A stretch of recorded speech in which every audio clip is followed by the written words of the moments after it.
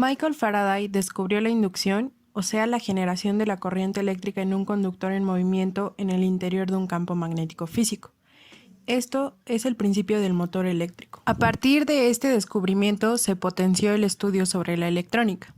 En 1860, Etienne Lenoir inventó la bujía, que no funcionaba bien sin un sistema de ignición. En 1911, el ingeniero Charles Kettering inventa el primer motor con sistema de arranque eléctrico, que fue instalado en un Cadillac, junto con la iluminación eléctrica producida por una batería de plomo. El ingeniero Kettering, pionero de Dayton Engineering Laboratories Company, Delco, inventó un regulador de voltaje para no sobresaturar la batería, como precursor de los que se usaron posteriormente de 3 electroimanes. En 1912, Cadillac ordenó a la Delco 12.000 sistemas de arranque y alumbrado. Este hecho marcó el principio de la electrificación de los vehículos de combustión interna.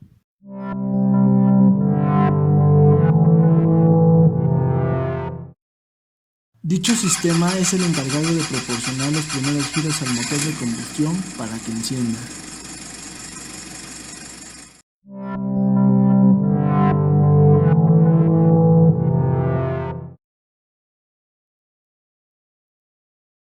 Haciendo una demostración del circuito anterior, tenemos los siguientes elementos. Tenemos nuestra batería, tenemos nuestro switch y tenemos nuestra marcha. A continuación, se procede a insertar la llave en el switch y a dar media vuelta para encender todo lo que es el sistema eléctrico de nuestro vehículo mediante la ignición. Posteriormente, se le da vuelta completa a la llave para que se le empiece a dar marcha al vehículo y ahí podemos ver cómo es que salió el piñón. Supongamos que ahí el vehículo ya encendió, la marcha deja de hacer su trabajo y el vehículo se mantiene encendido gracias a la ignición, como se puede observar en nuestro LED indicador.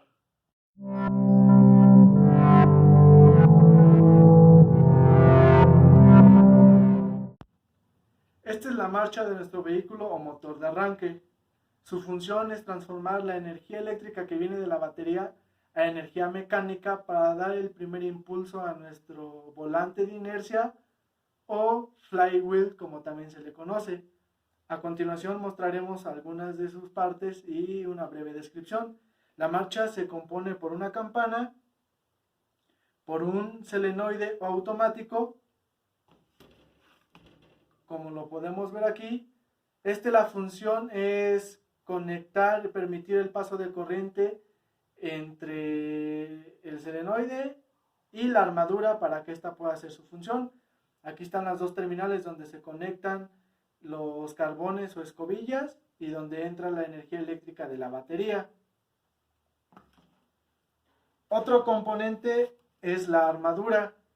Esta armadura, también conocida como rotor, no es otra cosa más que una bobina con sus respectivos devanados que girarán mediante el campo magnético que se forma gracias al campo.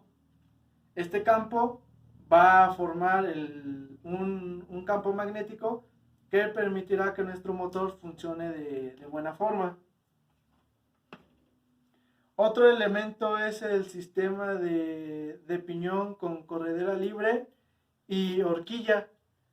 Esto lo que va a hacer es que cuando nuestra marcha empieza a funcionar y se induce al campo magnético, va a expulsar el piñón para que haga contacto con nuestro volante. Más adelante haremos una demostración de cómo es su funcionamiento, pero a grandes rasgos para esto funciona el piñón.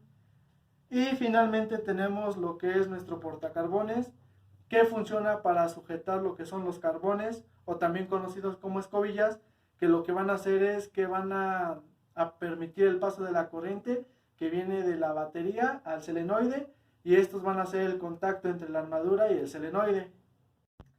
De manera interna, nuestra marcha se ve de la siguiente forma.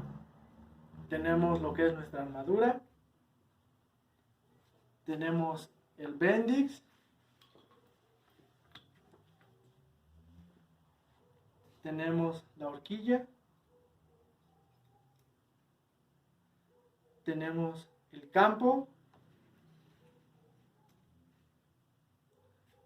tenemos el portacarbones con sus carbones o escobillas que va en la parte posterior de nuestra armadura.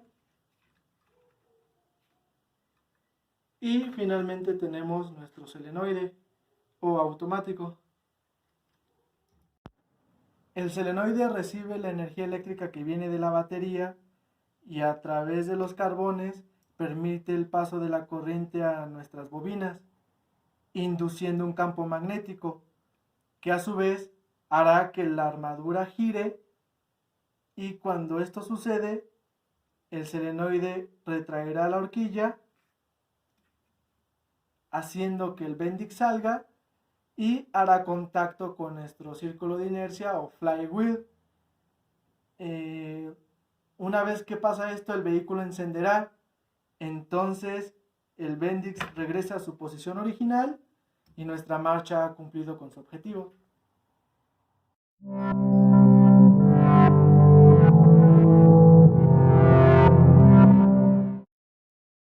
En la actualidad existen diferentes tipos de motores. En este caso hablaremos del motor de corriente directa o DC por sus siglas en inglés. El principio de funcionamiento de dicho motor se basa en la repulsión que ejercen los polos magnéticos de un imán permanente cuando, de acuerdo con la ley de Lorentz, interactúan con los polos magnéticos de un electroimán que se encuentra montado en un eje. Cuando la corriente eléctrica circula por la bobina de este electroimán giratorio, el campo electromagnético que se genera interactúa con el campo magnético del imán permanente. Si los polos del imán permanente y del electroimán giratorio coinciden, se produce un rechazo y un torque magnético o par de fuerza que provoca que el rotor rompa la inercia y comience a girar sobre su eje, en el mismo sentido de las manecillas del reloj o en sentido contrario. Esto depende de la forma en la que se encuentre conectado a la batería.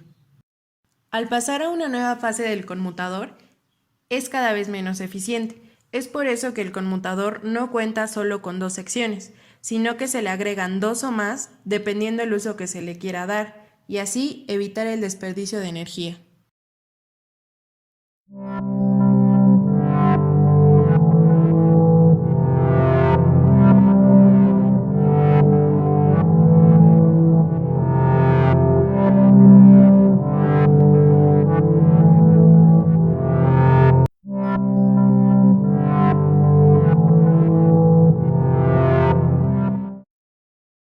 En el año 1820 se descubrió que al hacer circular una corriente eléctrica se producía un campo magnético alrededor del alambre por el que estaba pasando dicha corriente. Supongamos que el punto central del dibujo representa el perfil de un alambre de cobre por el que está circulando la corriente en la dirección que nos indica la flecha, que en este caso es en el sentido antihorario. Después se encontró que al enrollar el alambre formando una bobina alrededor del núcleo de hierro, se reforzaba el campo magnético que se formaba y se podría crear un electroimán, que era un imán que se activaba cada que tú querías al conectarlo a una pila eléctrica. Después se encontró que si se movía un imán permanente junto con una bobina, se producía una corriente eléctrica en el alambre sin tener que usar ninguna batería. Dicho imán permanente produce magnetismo y el magnetismo en movimiento produce energía eléctrica. Este es el principio de funcionamiento de un motor trifásico, en el que se monta un imán en un eje donde se hace girar y se hace que pase frente a un par de bobinas, con lo cual se producirá energía eléctrica en el alambre. Y con dicha corriente haremos funcionar cualquier dispositivo que nosotros queramos sin necesidad de usar una pila eléctrica. Al hacer girar este imán, pasando los polos norte y sur por cada una de las bobinas, se formará una gráfica sinusoidal que indica el inicio y fin de cada ciclo. A la corriente que se forma derivado de este funcionamiento se le denomina corriente alterna. Si agregamos 3 pares de bobinas, tendremos un motor trifásico, donde tendremos 3 ciclos de funcionamiento desplazadas en tiempo, que indica el paso de cada polo del imán sobre la bobina correspondiente. Para apreciarlo de buena forma, separamos cada ciclo indicados por colores distintos.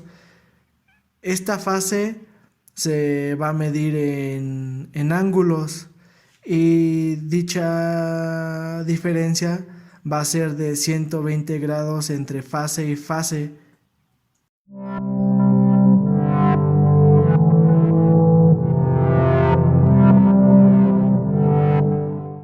El generador de arranque integrado es una nueva tecnología que se está utilizando en los vehículos con el fin de proporcionar un arranque rápido y silencioso. Stop and goes automáticos del motor dependiendo de las condiciones del entorno en el que se conduce, para reducir el contenido de sustancias nocivas en la composición de los gases de escape en un 8% y el consumo de combustible hasta en un 15%, además de que suaviza las sobretensiones en la línea de transmisión, proporciona un frenado regenerativo y recarga la batería del vehículo.